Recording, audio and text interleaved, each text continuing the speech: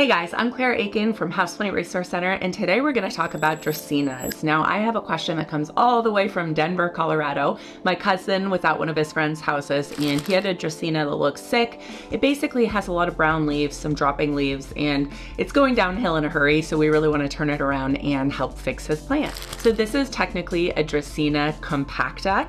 You'll also see it referred to as a corn plant. You'll also see it referred to as a Dracaena Janet Craig. That is after the daughter of Robert Craig, who was a nurseryman in Philadelphia years ago, and he sort of cultivated the variety. So lots of different names for this beautiful plant, but it starts out very small. It can get very tall. It could be 8 feet tall or so. It can have leaves very, very close together. It can form sort of like a tree-like shape as it grows and gets taller. And so there's a lot of different aesthetics for this particular variety. And what is important to note is for this particular plant, you'll see there's actually 3 stalks. That means there's 3 little Dracaena Compactas put together in one pot, and that's why you have the 3 different trunks, if you will. And so a lot of times they're combined and sold like that to give a better look. So Dracaena in general are really, really good houseplants. They're great office plants. They do well in pretty low light. They are like people who can live in a tiny apartment their entire life and be happy. They really don't need to be repotted. They could just stay in the pot, the grower's pot that you got it in. They aren't really gonna grow so large that their roots are gonna grow out of the pot very often. They're just happy, healthy, easy little guys. And the biggest problem I see with them is overwatering. And so that is generally the cause of problems, but also because they are such easy keepers, it is kind of easy to underwater them. So I've killed a few of them just by forgetting about them because they're not on my weekly schedule like my fiddly figs, my monsteras. They're just something you can forget about. So you don't really need to water them like once a week. Maybe you water them every 2 weeks, and so they're easy to forget about. And in that case, you can actually dry them out in a hurry. And the other big problem I see is low humidity can cause issues with this plant. Okay, now let's talk about what is going wrong with this particular plant. Now I kind of think I know, but without knowing the whole history and seeing exactly where it is in this person's home, it's hard to tell exactly what's going wrong. But with any houseplant troubleshooting, here's where I start. So first of all, does it have enough light? Now with Dracaenas, they don't really need a lot of light. Like they can actually they love bright and direct light in a perfect world. They do not like full sun, they'll burn. But they can be in a pretty dark corner and still do fine, so I don't think light is a problem. The second thing I worry about is water. So it could be overwatered, it could be underwatered, or it could be both. I have a Dracaena that I am actually in the process of troubleshooting because I watered it too much, it got root rot, and then I let it dry out way too much and it got dry. So it's both over and underwatered. So that is a good possibility, and we'll walk through exactly how to figure out which one it is. And then the third thing is insects. So they are a little susceptible to thrips or mealybugs. So you really want to investigate, like examine the underside of the leaves where the leaves meet the trunk. Try to see if you see any spider webbing, any actual insects, any holes in the plant, and that will tell you it's insects. You need to spray your plant. We make a product called Houseplant Leaf Armor that will take care of any insect. So that is worth doing if you see any evidence of insects on your plant. And then the last thing is soil. So these plants are a little bit particular about their soil. So they're susceptible to issues with the pH of their soil, and particularly salts and minerals in the soil. So I remember when I used to have a water softener without a filter where our water was a little bit salty, my Dracaenas would have a lot of salt buildup on them, and the ends of their leaves would start getting brown because of the mineral and the salt content of the water. So they do not like salty or mineral rich hard water. So you may want to use distilled water if you're not sure about your water quality and if you suspect that this is a problem. But I would say that's probably like a last resort to try after you've troubleshot everything else, because 9 times out of 10 it's going to be over or under watering. So to try to figure out if this plant is over or under watered, it's really, really easy to just use a soil meter. And so we actually make a soil meter that will give you, on a scale of 1 to 10, how wet your plant is. So you're going to want to insert it in different areas of the pot. And because, like I talked about, there's actually 3 plants in this pot, you're going to want to put the soil meter in and around each of the 3 plants, because what happens sometimes is the root ball of some of the plants can become very compacted and very very dry. And what happens is the water, when you water the plant, actually just goes around the root ball and doesn't get into the roots of that particular plant. And so what you'll want to do is put the soil meter in and take readings all around the 3 different plants to figure out, is one of them drier than the others? Is one of them wetter than the others? Is water kind of holding in one area of your pot?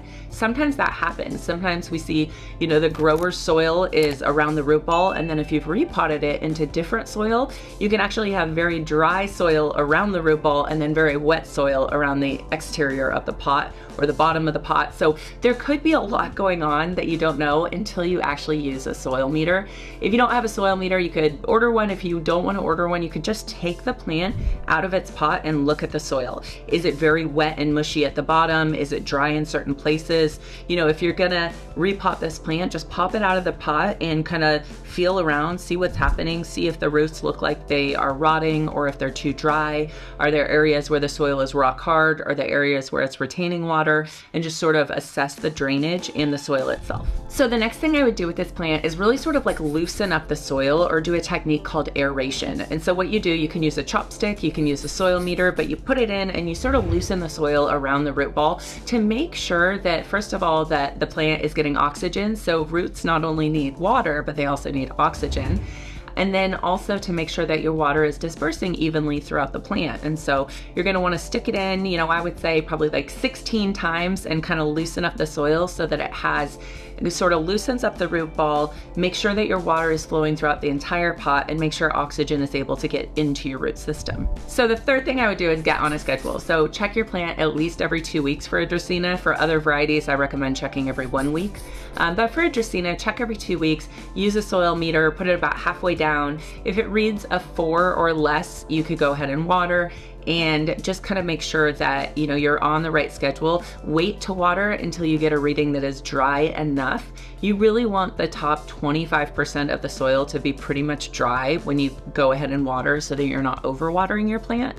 And so that's a good way, is just to get on a schedule of making sure you check at least every 2 weeks. The fourth tip is just to be really mindful of humidity. So one of the things that I think might have happened to this plant is that it got too dry. So a lot of times when people move their plants, they start to see problems. The reason is because they move it from a location the plant likes, which has sort of normal humidity. These plants love to be hot and humid. They're from Africa. The average temperature is 80 to 90 degrees in the rainforest, and the humidity is 65 to 80% humidity.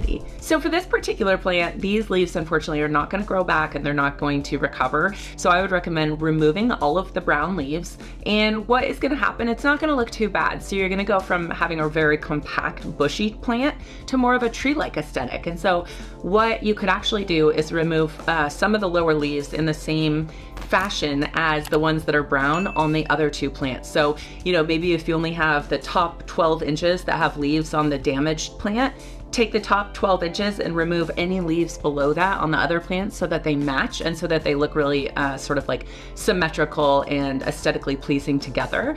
And then going forward, we're gonna wanna treat this plant. So when you put them into a home in Colorado in the winter and you're blasting the heater, it's gonna get very, very dry, right? So you're gonna wanna make this plant in, you know, sort of a humid area if you can. They love bathrooms, they love, you know, offices, but just as far away from a heater vent as you can, because blasting that dry air can dry them out. So that could be something that happened to this plant, is that it just got too dry from a humidity perspective. So that particular part of the plant just dried up and started shedding its leaves because it was under stress. So going forward, there's a couple of products that I would really recommend for this plant. The first is our root supplement. So it is very likely that this plant got overwatered and got root rot, and that is why the brown leaves are happening. Our root supplement will start treating root rot within 24 hours, and you use it every single time you water. It's really, really easy to use. It boosts your plant's own immunity and it kills any pathogens, fungus, bacteria, etc. So you just put 1 teaspoon into a cup of water, water as normal, and it will really turn around your plant in a hurry. I think this particular plant, you may want to take a shower too. That will help with the humidity and help get any of the dust or debris off of its leaves so that it can soak up as much sunlight as possible. It's really important for them to have sunlight to help them sort of recover and give them as much energy as possible to recover from this trauma. And then of course, fertilizer. So, these plants aren't fast growing, but they do need food, because if it's been in the same pot for a very long time, it probably has sucked up all of the nutrients that came in the soil. So fertilizing it every single time you water with the root supplement is the best way to keep it happy, healthy, green, and gorgeous. So our indoor plant food is made specifically for plants like a Dracaena, and it is the perfect solution to give it that sort of like daily vitamin every single time you water, so it has enough nutrition to recover and to really keep itself healthy going forward. And then the very last thing you could do is spray it just in case there are any insect problems. So we make a product called Houseplant Leaf Armor. This will protect it from bacteria, fungus, and any types of insects.